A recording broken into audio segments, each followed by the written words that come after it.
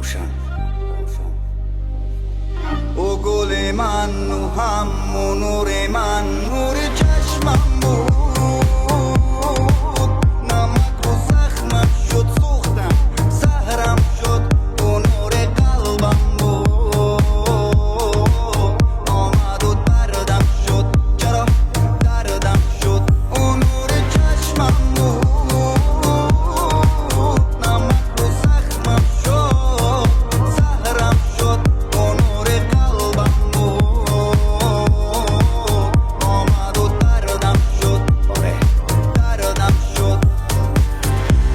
ببین حالم بده، نه حرف نزن و آزارم نده. ببین حال من بده، دیدی که بمارم باری غم نده. گل رنگی خواستم تو نخواستی، ولی من میخواستم. آه چه حال بد داشتم. گل میچینی با گل میشینی، روز من میام و تو از دور میبینی. تو در میگیری از درد میمیری، روز غم میاد سراغت بد میبینی. نمیگم آه برگرد بیا، که هم خوردم و برآوردم سیاه. نمیگم آه برگرد بیا، تو رفتی گمان روی دردم گیا. حالا بود سیاست هیچ جنابی عشق و فراست. آخه دل من سراسر دوست داشت تا خطی آخر. من سیگار نمیکشم که غم را باف کنم. من شراب نمینوشم که زود فراموش کنم. من یه آدم میادیم در آغوش غم. من جامی خم میشم بار غم در پشت من. او گل من و هم نور من، نور چشمم بود. نمک و زخمم شد، سوختم زهرم شد. او نور قلبم بود. آمد و دردم شد، چرا دردم شد. او نور چشمم بود. نمک و زخمم شد، زهرم شد. او نور قلبم بود. آمد و دردم شد، دردم شد.